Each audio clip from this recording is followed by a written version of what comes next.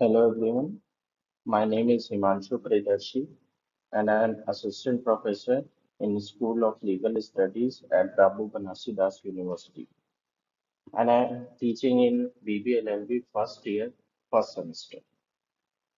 Today I am going to deal with the topic which is related to Law of Contract 1 subject. The topic is meaning of contract and its essentials.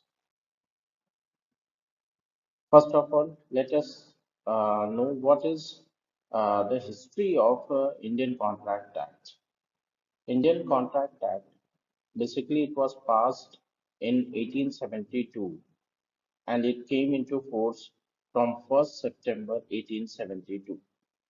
It is applicable in whole of India, including Jammu and Kashmir. Jammu and Kashmir, it was included through Jammu and Kashmir Reorganization Act, which was passed in 2019. This act has originally 266 sections. Now, let us understand what is the meaning of contract. A contract is an agreement to do or not to do any act. It is a legally binding agreement which is enforceable at law. A very famous jurist, Salmon, he says that contract is an agreement creating and defining obligation between the parties. Section 2H of the Indian Contract Act defines that an agreement enforceable by law is a contract. It means there are two essential in the definition of contract which is there in Section 2H. First is an agreement, there must be an agreement, and second, that it should be enforceable by law. Enforceability at law should be there. Now, let us understand what is an agreement. As per Section 2E of the Indian Contract Act, agreement means every promise or every set of promise forming the consideration for each other. Now, what is promise? Promise means a proposal. It is a proposal. When accepted becomes a promise. So an agreement involves offer by one party and acceptance of the same by the other party, coupled with the consideration also. In total, we can take the definition in the form of some formulas like agreement is equal to promise plus consideration, while promise is equal to offer plus acceptance.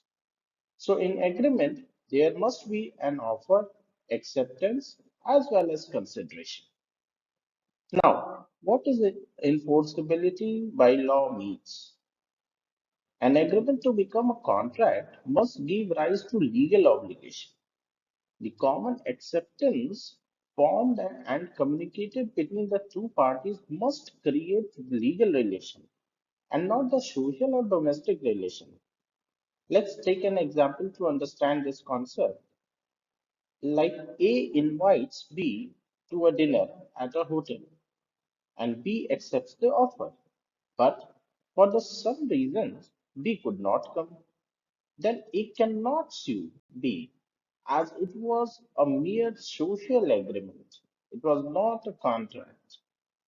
So we can say that a contract is an agreement which is enforceable by law.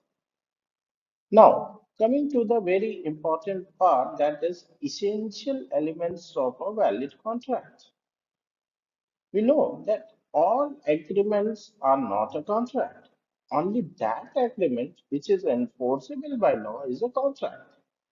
An agreement to be enforceable by law must possess some essential elements of a valid contract, which is given in Section 10 of the Indian Contract Act. So let us elaborate all the essential elements of a valid contract. So there is first essential elements that is offer plus acceptance. In order to create a valid contract, there must be a lawful offer by one party. and lawful acceptance of the same by the other party. Now, the second essential element is intention.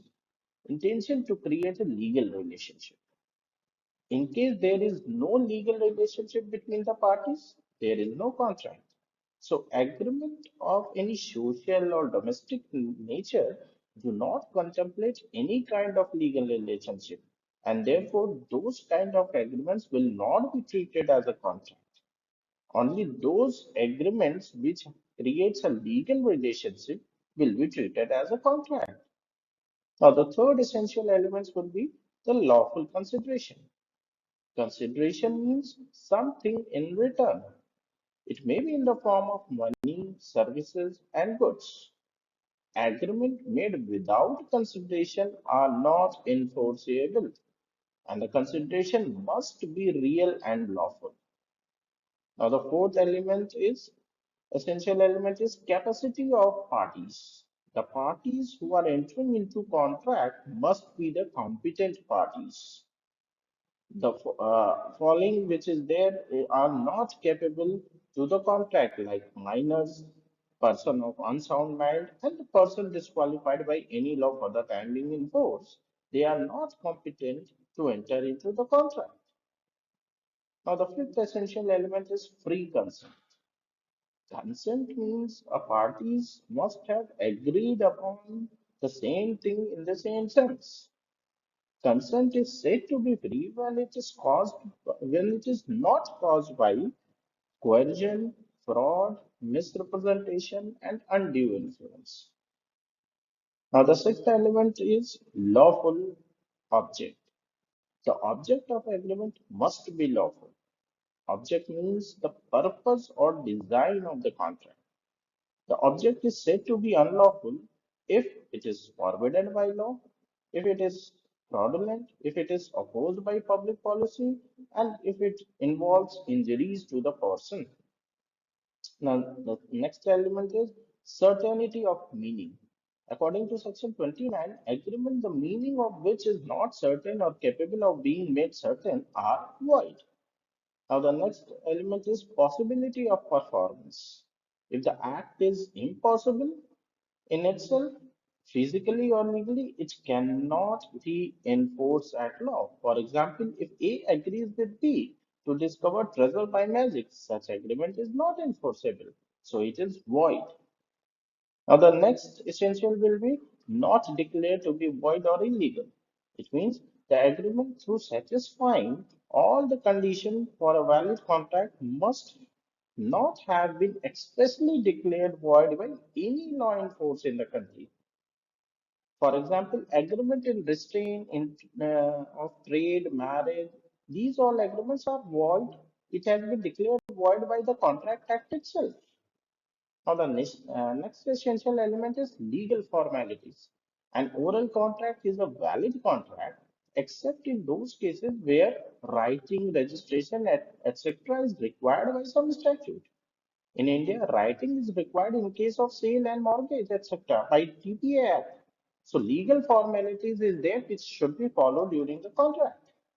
So these all are the 10 essential elements to create a contract. Now I am going to discuss one very landmark case of Balfour versus Balfour. In this case, Mr. Balfour was employed in Ceylon. He returned with his wife to England on leave, but Mrs. Balfour was unable to go back to Ceylon with him due to medical reasons. He consequently promised orally to make her an allowance per month until she rejoined him. He failed to make the payment, and she filed a suit against her husband for recovering the said amount.